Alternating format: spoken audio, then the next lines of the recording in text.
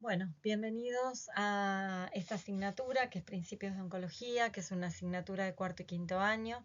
Les sugerimos que traten de leer las guías cada vez que van a las clases y que armen su propio material bibliográfico a través de las guías que están subidas en el campus para este fin. Les damos la bienvenida, les doy la bienvenida como parte del equipo docente a esta nueva asignatura y esperamos que les sea de provecho y que puedan estudiar con el material que les damos.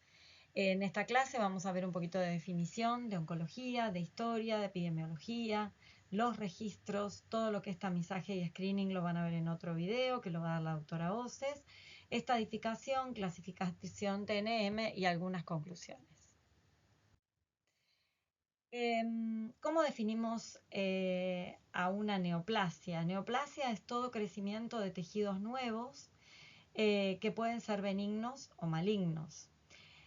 El cáncer viene del término carcinos, que es un término en latín que significa cangrejo, y que este término se le dio hace mucho tiempo, en la Edad Media, a los tumores por la forma que tenían los vasos dentro del tejido tumoral que simulaban las pinzas de un cangrejo. El cáncer es un término genérico que designa a las neoplasias malignas. El cáncer en general no es una enfermedad única, es un grupo de enfermedades que tienen múltiples causas, que ocurren en todas las poblaciones, tanto humanas como animales. De hecho, en la prehistoria hay casos de cáncer descritos en dinosaurios o de crecimiento anómalo en algunos tejidos, sobre todo en los óseos, que son los que se han conservado, y en todas las células con capacidad de dividirse. Últimamente el cáncer, tal cual nosotros lo teníamos incorporado, digamos, como una enfermedad maligna, mortal, se ha ido transformando con el avance de la ciencia en una enfermedad crónica. Algunas definiciones. ¿Qué es el cáncer? Es un crecimiento de células sin control y sin propósito. Este crecimiento de células se cree que tiene como base una alteración en alguno de los genes de esa célula. No quiere decir que sea una enfermedad, puede ser una enfermedad genética, pero eso lo vamos a ver en la próxima clase, pero sí hay una alteración en algún gen de una de esas células que por algún factor externo hace que esta célula se reproduzca sin control y sin ningún tipo de propósito. Las células de nuestro cuerpo nacen, se reproducen y mueren. ¿Cuál es la capacidad que tiene la célula del cáncer? La célula del cáncer no tiene control en la cantidad de células hijas que da y a su vez esas células no mueren, o sea que tienen alterado el proceso de la apoptosis, que es la muerte celular programada. Nuestras células cuando están envejeciendo, cuando están muy alteradas, se activa la muerte celular programada, que es la apoptosis, esa célula muere y se elimina del sistema. La célula cancerosa no se elimina del sistema, entonces se reproduce sin control y sin propósito, formando masas tumorales.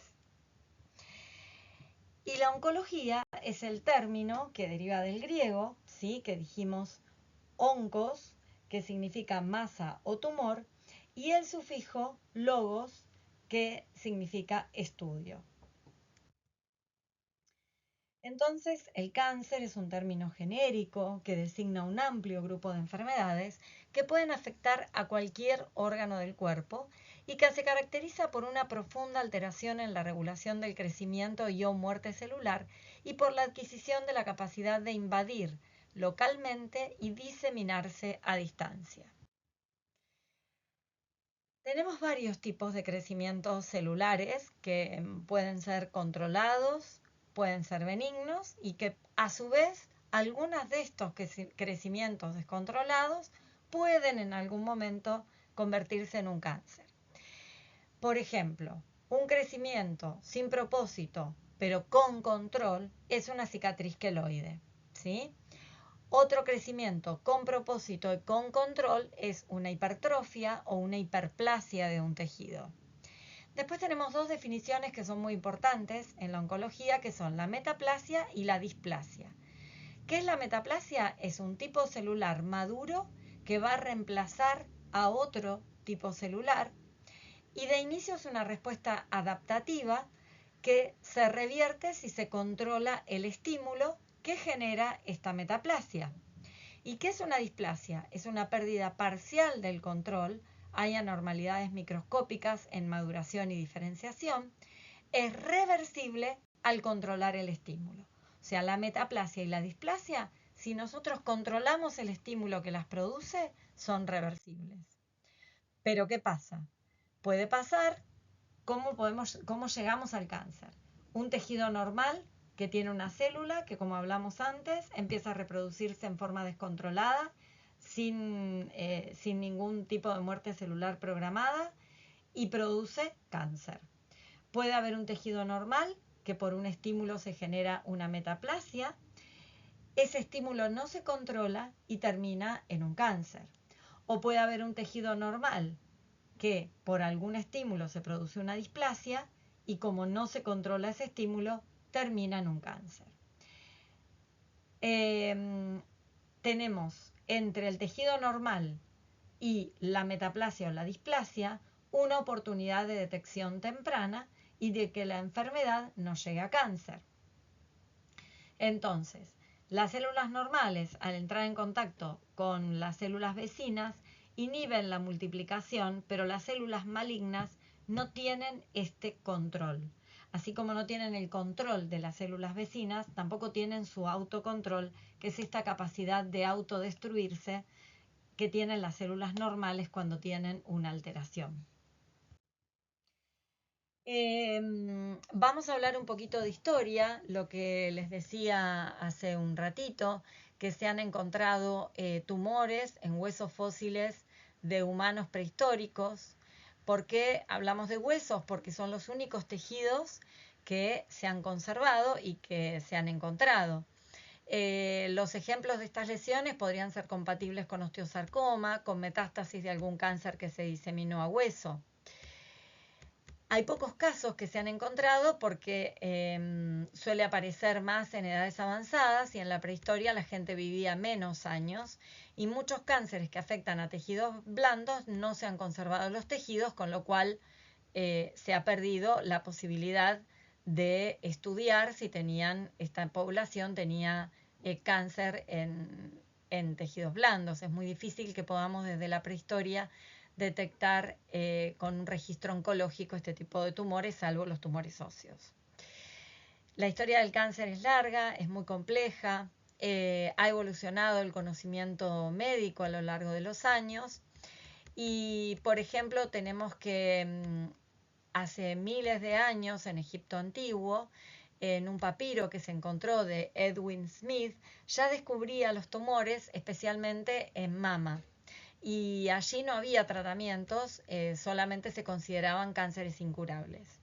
Ya en el siglo V a.C., Hipócrates empezó a hablar de cáncer usando el término carquinos, que se acuerdan que lo nombramos hace un ratito, hablando que significa cangrejo, por la forma en que los tumores se extendían y por la forma en que los vasos se formaban alrededor del tumor. Yo creo que les había dicho que era en la Edad Media, pero no, había sido un término griego.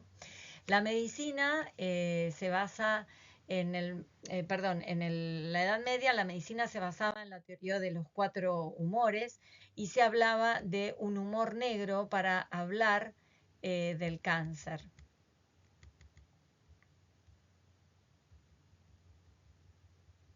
En esto que Galeno hablaba del cáncer como bilis negra, ¿sí? En 1500 ya se encontraron en autopsias enfermedades oncológicas, ¿sí? En 1650 se descubre el microscopio. En 1660 se comienzan a hacer las primeras mastectomías. Las primeras mastectomías eran muy cruentas porque no se usaba anestesia, o sea que era un proceso absolutamente doloroso y además de eso tenían un alto riesgo de infección y bueno, en general las mujeres se morían infectadas porque se les sacaba ese seno porque tenían el tumor, pero era un proceso sumamente cruento. Pero fueron las primeras mastectomías que se hicieron en la historia. Tenemos en 1775, R. Pott descubre el primer cáncer de escroto, empieza a describir casos de cáncer de escroto en empleados que trabajaban como desollinadores. En 1838, Müller describe el cáncer como células anormales. Ya ahí estábamos hablando de que había algo a nivel celular. En 1895 se encuentra que el cáncer de vejiga tiene más prevalencia en empleados o trabajadores de la pintura y la anilina. Entonces ya tanto en desde 1775 se está encontrando, y 1895 también, una asociación entre factores externos probablemente tóxicos. Y en 1915 se hace un estudio del cáncer en modelos animales, se empieza a estudiar en modelos animales. En 1942 se inician los primeros agentes citotóxicos y su uso en las diferentes neoplasias. Como epidemiología, el cáncer es la segunda causa de muerte por enfermedad, y la primera son las enfermedades cardiovasculares. En 1850 había una muerte cada 250 personas. En el año 2000 hay una muerte cada 5 personas. Todo esto que estamos hablando es en adultos, en pediatría es bastante diferente. Con el aumento de la edad aumenta la incidencia de cáncer, con el aumento de la esperanza de vida aumenta la probabilidad de tener cáncer, y todos vamos a atender a algún paciente que tenga cáncer en su vida. Y conocer los fundamentos de la enfermedad es esencial para el futuro del médico general. En esta gráfica lo que se comparan son la enfermedad cardiovascular con el cáncer. Nosotros hacia abajo tenemos la edad de muerte, y hacia arriba tenemos la densidad poblacional cada 100.000 personas. Como nosotros vemos, tanto en una como la otra, el cáncer se ha mantenido estable, y con el correr de los años la causa de muerte cardiovascular desciende, ¿sí?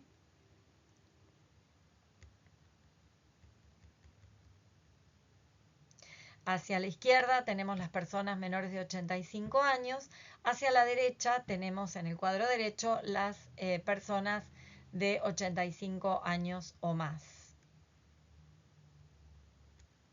Los menores de 85 años, la muerte por enfermedad cardíaca baja mucho con el tiempo, y las muertes por cáncer se mantienen estables con un leve aumento y una ligera bajada hacia el medio, ¿sí? Antes la enfermedad cardíaca era mucho más mortal, ha disminuido tanto que casi que se iguala con el cáncer hacia el final, ¿sí? Bueno, ¿y qué factores aumentan la probabilidad de que nosotros tengamos cáncer? Hay factores externos que aumentan la posibilidad de que tengamos cáncer, por todos muy conocidos, como son el consumo de alcohol, el tabaquismo, antecedentes familiares, ya que hace que viene vamos a hablar un poquito de cáncer familiar, genética y cromosomas propios que pueden colaborar con el cáncer familiar, exposición a radiaciones, la exposición prolongada y en horas pico a la luz solar, el medio ambiente, dietas no saludables, fármacos o medicamentos, ¿sí? El mismo cáncer, haber padecido cáncer y haber recibido un tratamiento oncológico aumenta el riesgo de padecer una segunda enfermedad oncológica. Algunas infecciones virales. Hay varios virus que están relacionados con el desarrollo de cáncer. Los más conocidos son el virus de Epstein-Barr, el Helicobacter pylori, el virus de hepatitis B. el virus de HPV. Nosotros sabemos que a partir de hace unos cuantos años ya se instauró la vacuna de HPV y esto se va a ver reflejado tanto en niñas de 11 años como en varones de 11 años. Y esto lo que se va a ver reflejado en un futuro es en una disminución del cáncer de cuello uterino y del cáncer de pene, ¿sí? Después los virus linfotrópicos, como son el HTLV1,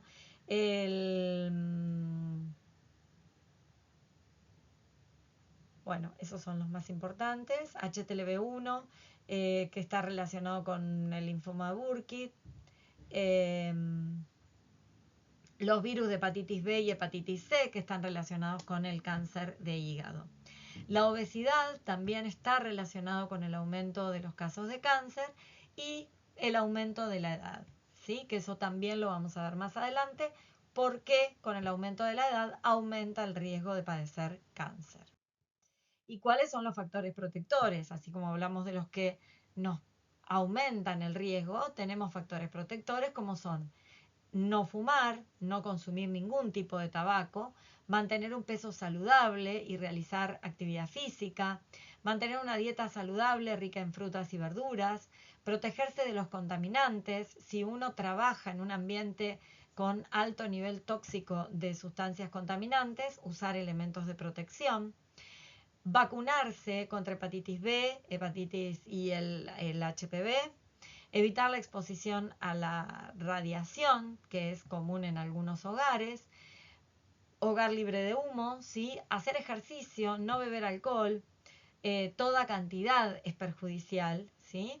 Protegerse del sol, evitar la exposición excesiva y a su vez cuando uno se expone, exponerse con factores de protección. Vieron que cada vez hay factores más altos de protección. Este año hubo factor 70 ya en los supermercados, que siempre se vendieron en farmacias como un producto farmacéutico que nosotros en pediatría por lo menos le indicábamos a nuestros pacientes en tratamiento con quimioterapia. La detección precoz del cáncer, sobre todo aquellos que podemos detectar precozmente por métodos de screening, como son el cáncer de cuello uterino, el cáncer de mama, el cáncer colorectal. Y en las mujeres, mantener la lactancia materna. ¿Cómo es esto? La lactancia materna se sabe ya desde hace mucho tiempo que es un factor protector contra el cáncer de mama, ¿sí? Por eso la Sociedad Argentina de Pediatría, en consonancia con este factor protector, sugiere que las madres deberían amamantar al menos hasta los 2 años de vida de los niños, ¿sí? Y esto las ginecólogas también aconsejan amamantar para disminuir el riesgo de cáncer de mama. Bueno, y en cuanto a la epidemiología del cáncer, tenemos y las muertes estimadas, esto en las mujeres, un 4% de melanoma, por supuesto que el cáncer, uno de los cánceres más frecuentes es el de mama en la mujer, con un 31% de incidencia estimada, y muertes por cáncer de mama, un 15%. Después le sigue en frecuencia pulmón con una incidencia de un 13% y como muerte estimada un 26%.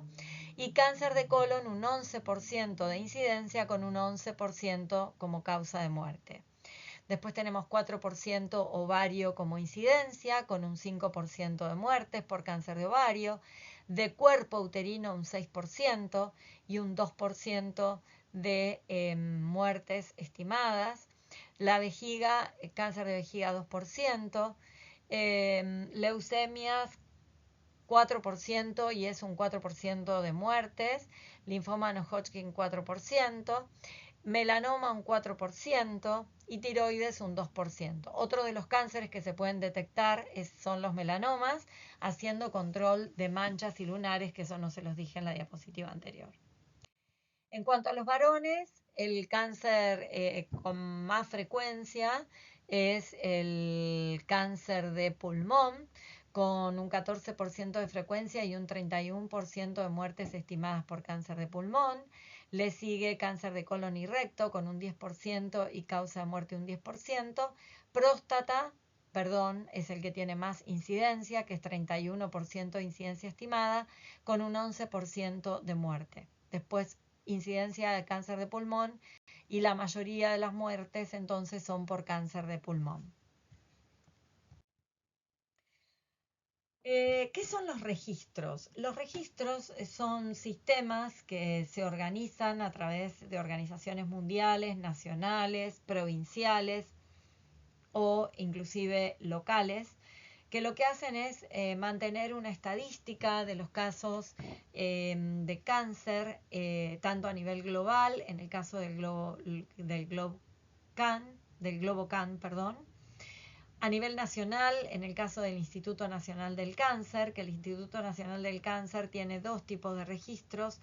Uno es el RITA, que registra las enfermedades oncológicas de adultos, y otro es el Registro Oncohematológico Argentino Pediátrico, que es el ROA.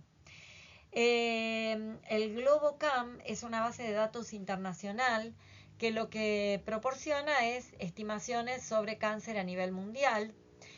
Ofrece como información el número de casos nuevos de cáncer, el número de muertes por cáncer y la tasa de incidencia y mortalidad por cáncer también, ¿no es cierto? Estos datos se agrupan por país, por sexo, por edad, por tipo de cáncer, y esto se desarrolla a través de la International Agency for Research of Cancer, que depende de la Organización Mundial de la Salud.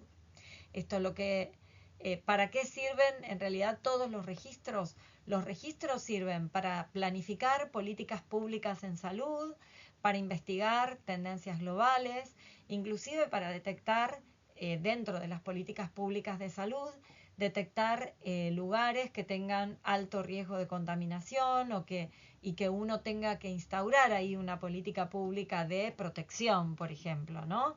Y dentro de las políticas públicas de salud es generar más recursos en los hospitales para el tratamiento, para el diagnóstico y sobre todo para prevención, para hacer diagnóstico precoz, ¿no? Y para protección en el caso de que se desarrolle una política pública con intención de proteger, de disminuir el riesgo de cáncer, por ejemplo, en aquellos pacientes que están expuestos a sustancias tóxicas como el asbesto, por ejemplo, que tienen más riesgo de hacer cáncer de pulmón.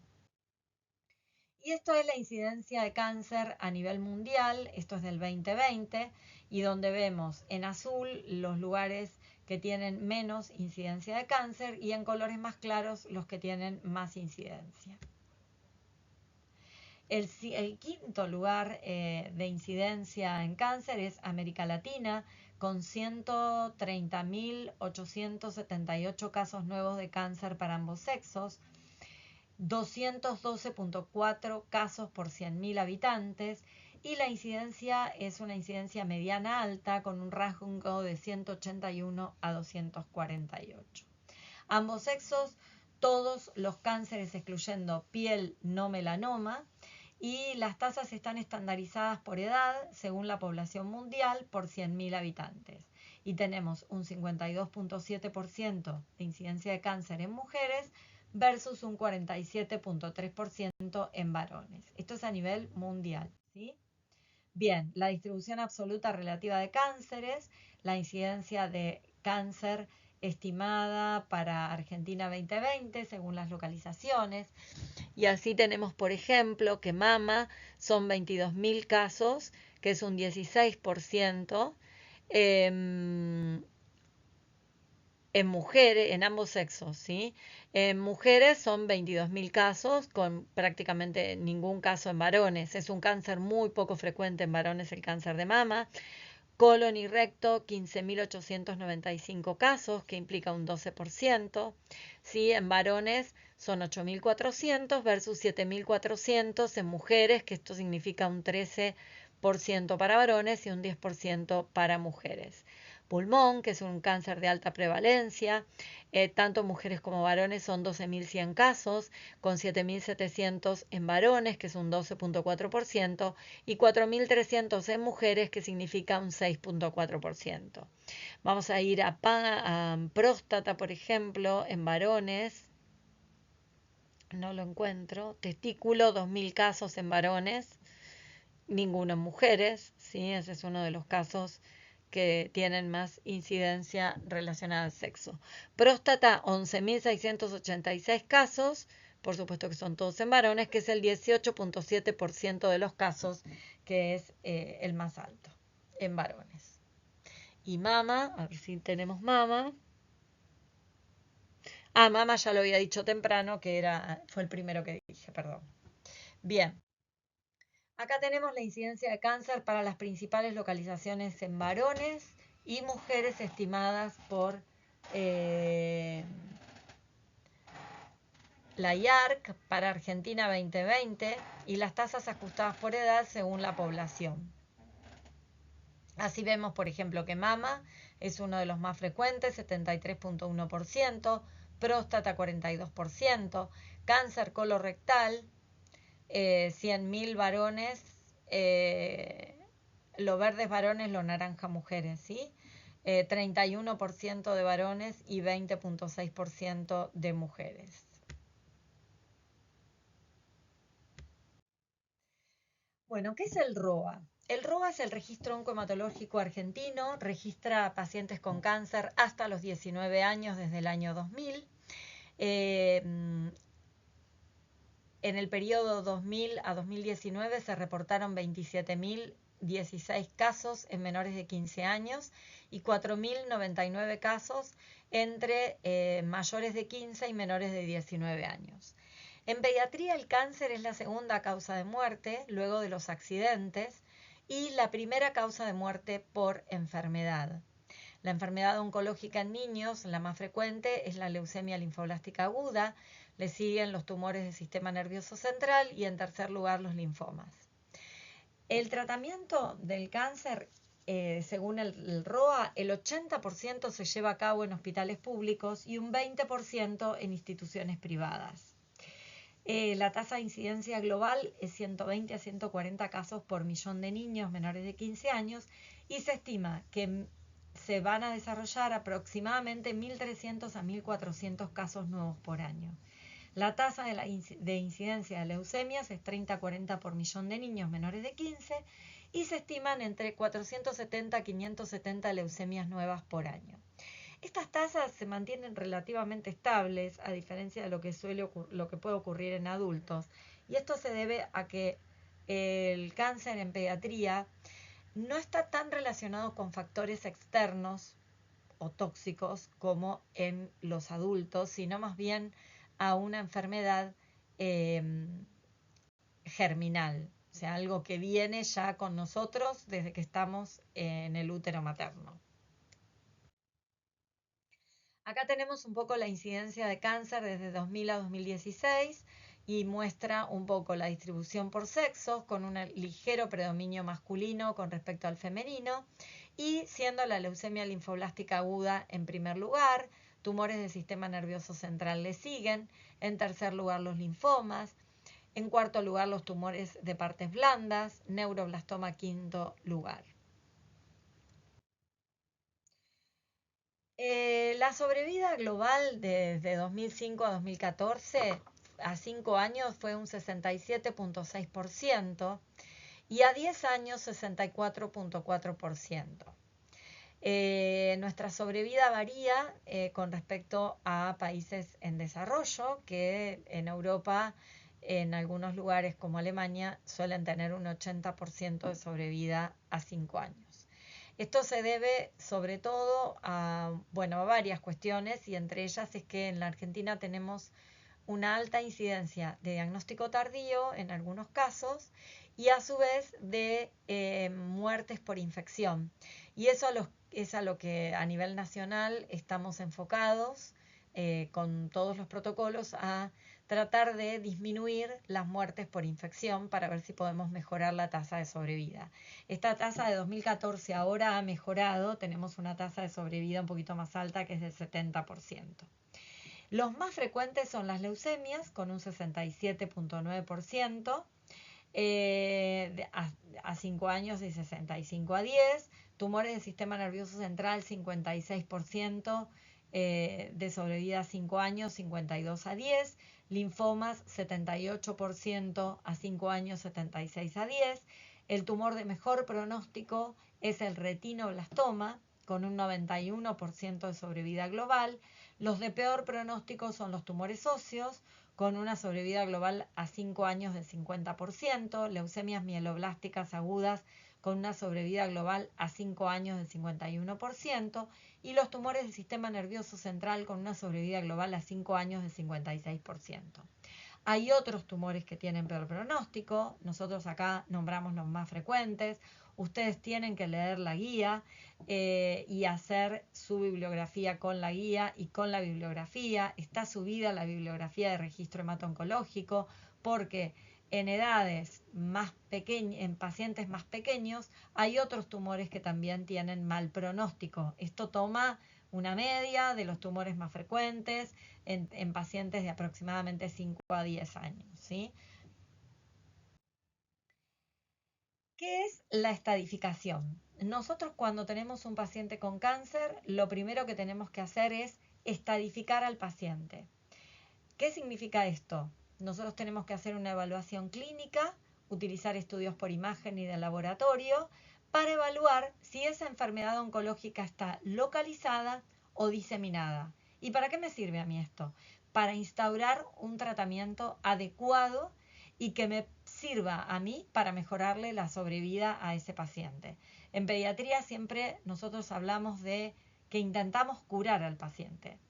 No me quiero meter con el terreno del adulto, pero nosotros en pediatría tenemos una gran expectativa de sobrevida de esos niños, con lo cual la intención es siempre curativa. Entonces el tratamiento de primera línea tiene que ser adecuado a la enfermedad del paciente. Si es una enfermedad localizada, será un tratamiento menos intensivo.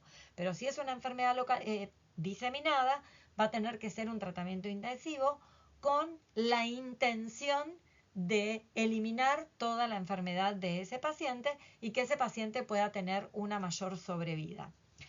Hay varios sistemas de estratificación, algunos se usan en muchos tipos de cánceres, como el sistema de estratificación tumor gangliolinfático metástasis, que se llama sistema de estratificación TNM, que nosotros en pediatría se llama, no sé, en algunos tumores usamos el TNM o en otros usamos otros sistemas de estratificación, pero digamos que esta es la madre de los sistemas de estratificación. El sistema TNM, las letras corresponden a los términos en inglés, tumor, T, node, N y metástasis, M.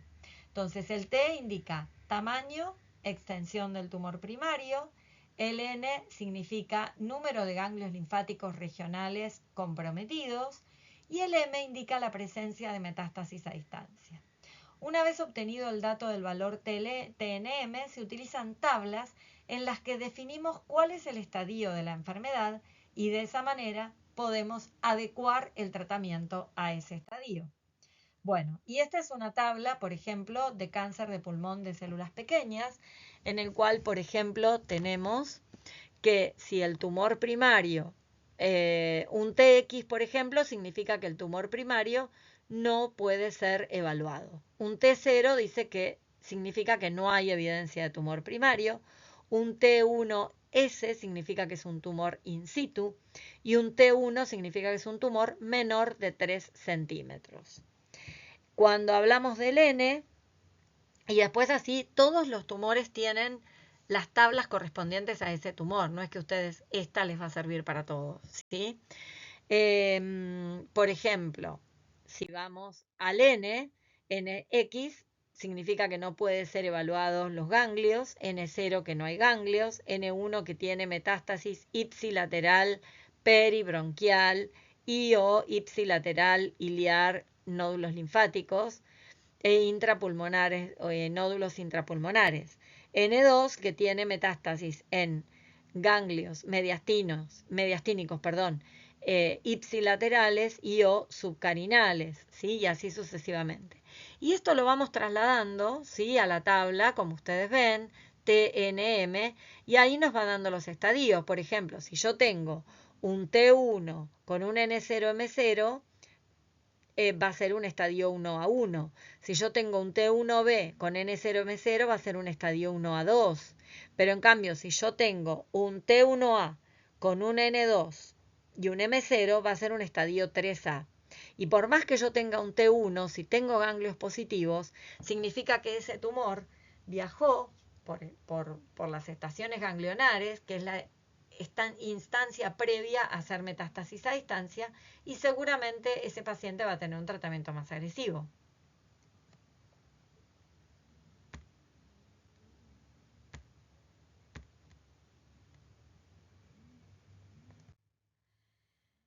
Conclusiones con respecto a lo que hemos charlado es que el cáncer es una patología que se fundamenta en una alteración de la regulación del crecimiento y o muerte celular y en la adquisición de la capacidad de invadir localmente y diseminarse. Que es importante conocer las estadísticas locales e internacionales para definir políticas de salud acordes para abordar este problema, que es una enfermedad que cada vez se está cronificando con mayor sobrevida, pero esta sobrevida crónica también tenemos muchas más personas con otros problemas de salud que lleva a la cronicidad de la enfermedad, que son los efectos secundarios del tratamiento, discapacidades secundarias a intervenciones quirúrgicas, y todo esto requiere políticas públicas para la atención de estos pacientes y muchos de ellos no pueden seguir su vida laboral habitual. La utilización de métodos de screening de tamizaje, que esto lo van a ver en otro video que va a ser la doctora Oces, que permiten salvar vidas porque nos permiten la detección temprana del cáncer y de esa manera disminuimos la incidencia de tratamientos agresivos y de todo lo que viene después, ¿no? Y los efectos a largo plazo. La correcta estadificación del paciente permite unificar criterios, establecer un tratamiento adecuado y obtener el máximo beneficio posible. Bueno, les agradecemos un montón, espero que esto les haya quedado claro y en la próxima clase anótense todas las dudas que les queden porque las vamos a charlar brevemente en 10 minutos antes de comenzar. Les cuento que la metodología de las clases en general, salvo raras excepciones, es que tomamos lista y durante los primeros 15 o 20 minutos o media hora ustedes discuten la guía. Como es corto el tiempo que tienen para discutir la guía, es muy importante que la lleven resuelta. Si se conocen entre ustedes, si tienen amigos, háganlas en equipo como para poder, no sé, digo, para agilizar los trámites, que unos hagan unas preguntas y otros otras, y en ese momento las acoplen entre todos y puedan tener la clase más o menos vista para cuando charlamos con las diapositivas y que puedan ir aportando e ir charlando y además para tener su propia bibliografía. Bueno, les agradecemos mucho que nos hayan elegido, esperemos que sea una muy linda cursada y que podamos llevarla con mucha alegría y mucho conocimiento. Bueno, les mando un saludo y nos vemos el viernes próximo.